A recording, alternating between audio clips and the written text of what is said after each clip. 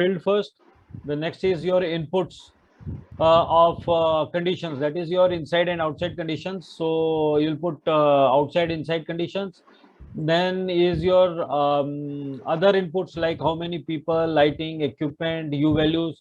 So you put them at two places. One is below notes, okay, and people, etc., in outside air conditions.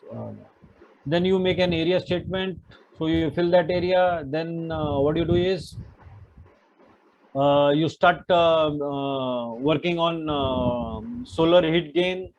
So you fill solar heat gain. For solar heat gain, you have tables. Basically, right from 10-degree latitude, 20-degree, 30-degree, we have charts. Based on your geographical location, you'll put these solar gain values there. Then next is solar heat gain coefficient. Solar heat gain coefficient, basically, I said it is supposed to come from the glass manufacturer, and if it is not available, then we have charts in ISHRE handbook. If it is a single pane ordinary glass, then it is 1.13. No, that is your U value. For solar heat gain coefficient is basically, again, it will give you, it will be given by the manufacturer, or just to have plain glass, and when the sun is facing that glass, it becomes very difficult. So generally people will provide either a curtain, shade, or something, that sort of a thing, so that direct sunlight doesn't come in.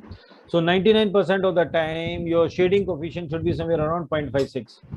But every glass manufacturer can give you shading coefficients. As I said, Sant Govind has glasses wherein your solar heat gain coefficient is somewhere around 0.28. What we are taking is 0.56, 50% of that, 0.28. That's why we are able to make complete glass houses. If you see malls or big offices which are completely 100% glass, basically their solar heat gain coefficient is very, very good. Then you go for transmission gain. For that, you calculate your CLTD for both wall as well as partitions, roof. Then you have infiltration also. Generally, we do not take Sir, infiltration. solar heat gain is good for air conditioning, or it is, I mean, it is adverse impact. See, solar heat gain is basically heat. You have to, if you are doing cooling, then it is bad. You have to stop heat from coming in if you are doing cooling.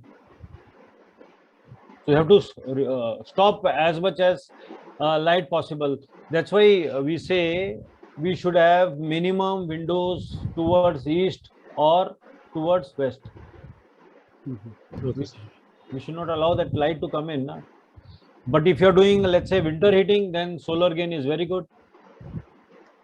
That's why areas where it is very cold, you try to have maximum windows towards east or towards west, so that your house gets maximum heat.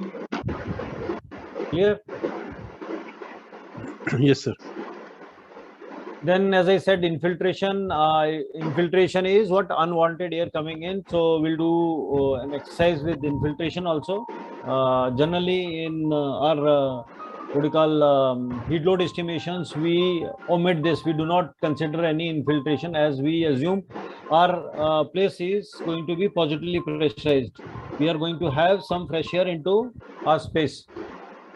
Okay.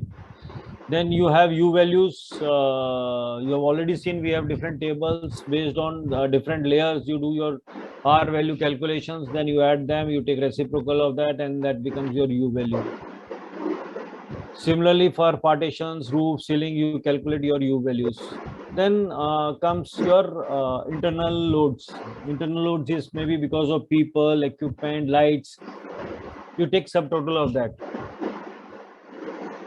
Then storage, we generally do not consider any value for storage. Why?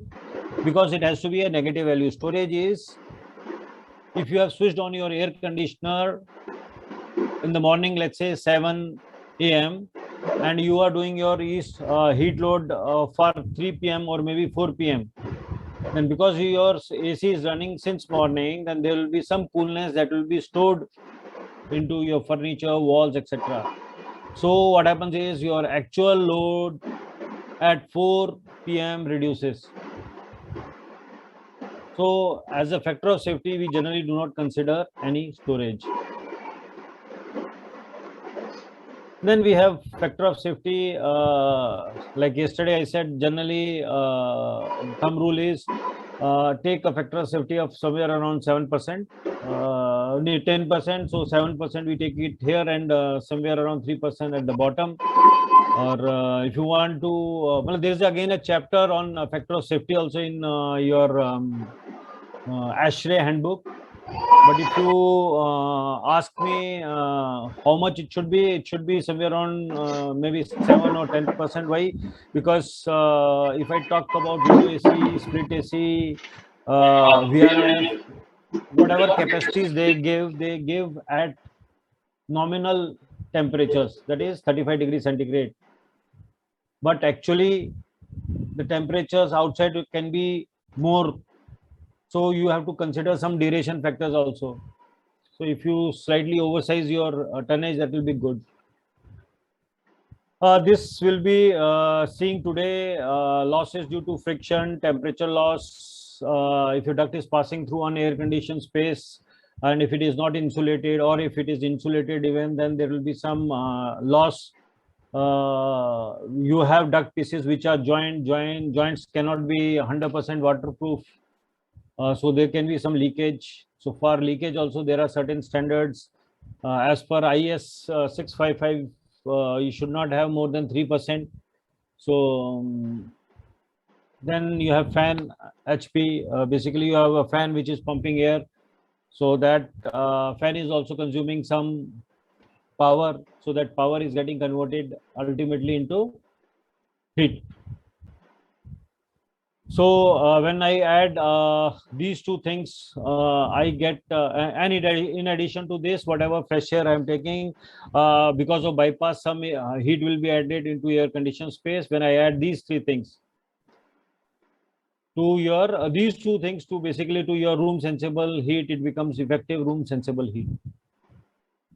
So the difference between room sensible heat is and effective sensible heat is basically the losses that has happened because of leakage, because of friction, because of outside air. I hope it is clear. Yes.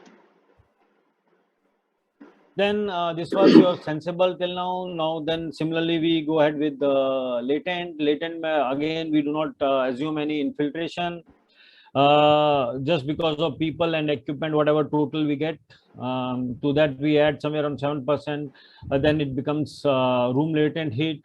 Again, leakage because of duct joints, moisture can come into your duct. So we assume again here also somewhere around 5%.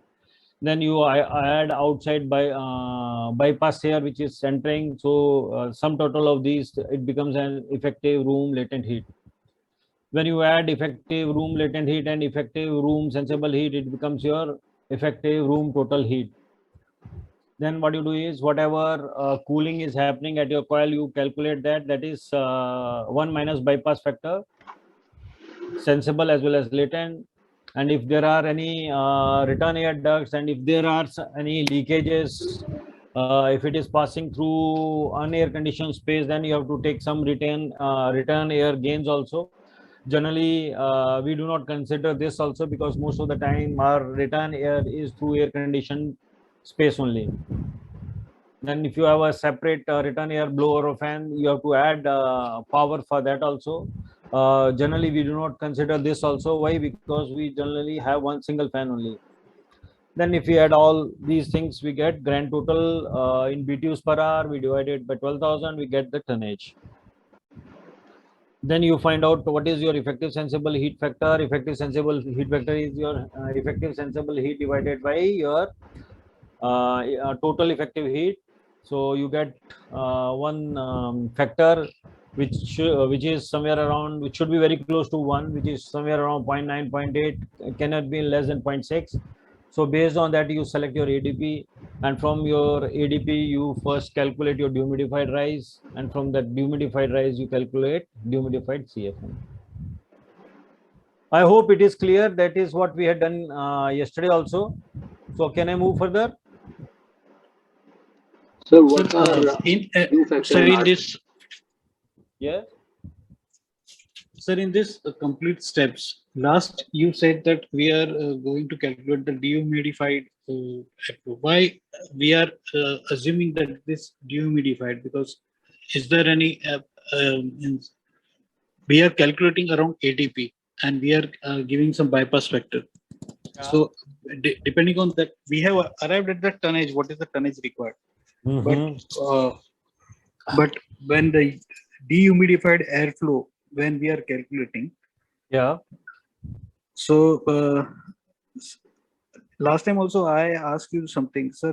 This airflow, what we are calculating, it is based on the total sensible heat, which is available in the room. Yep. Yep. We are not. Why we are not taking the consideration of total volume of the See, in this one? basically, there are two types of fluids. One is sensible, the other is latent. Yes, sir. So latent, whatever latent load is there, that can be taken out by the coil. So whatever refrigerant is flowing inside the coil, that will take away that load. Okay. But to take away the load, the sensible load, it is taken away through air. Okay. Whatever air you are pumping in, that will take away that sensible load. So that's why you do it for only for sensible load. Okay. You calculate CFM only for sensible load. You calculate tonnage for your sensible and latent load. Yes, sir. Got it? Yes, sir. Sir, Yes. I have a doubt in this return duct gain point. Yeah. How do we account for it? And the last point, after grand total, what we have to do? See, basically what happens is, let's say you have an normal case में क्या होता है कि let's say you have an AHU से supply air duct जा रही है. The supply air duct which is moving through air conditioned space or maybe return air path, losses will be less. But for example, there is an AHU room, बीच में कुछ unair conditioned space है. Okay, then your air conditioned space comes in. So what will happen is, basically there will be more loss when your duct is moving through an air conditioned space. ये हो गया supply के लिए. Similarly, if you have return air duct, normal case में India में what happens is, basically you don't have return air duct. You use the plenum around supply air duct as return air path. That's why हमारी calculation में कभी भी return air duct के losses नहीं आते हैं. बट अगर मैं रिटर्न एयर डक्ट लगाता हूं and if that duct is passing through let's say an air condition space, then I have to consider losses through return air duct also. जो अभी मैंने सप्लाई एयर डक्ट के अक्रॉस जो ये लॉसेस लिए हैं, somewhere around 5%. Okay, similar losses will happen in your return air duct also. Here when I have done, I have added fan HP. So when I am doing for return air duct, this fan HP will get divided. Maybe जो fan HP थी यहाँ पे 2% था, तो 1% will be up, 1% will be below. Why? Because in place of one fan, I am going to put two fans. Okay. So when I'm going to put two fans and if I'm doing return air duct की calculation separate, then what will happen is supply वाली थोड़ी सी कम हो जाएगी, return वाली थोड़ी सी बढ़ जाएगी. That's why I said generally in India we do not consider anything in return air fan or blower or return air duct gains. जो point number 18 and 19 है, हमारे heat load में ये generally इसके against कोई values नहीं होती है. I hope it is clear. Yes, sir. So this was the sheet yesterday. What we did basically Excel में मैंने डाल के दिखा था, and only thing is यहाँ पे जो CFM थी that is 0, ये भी हमने 0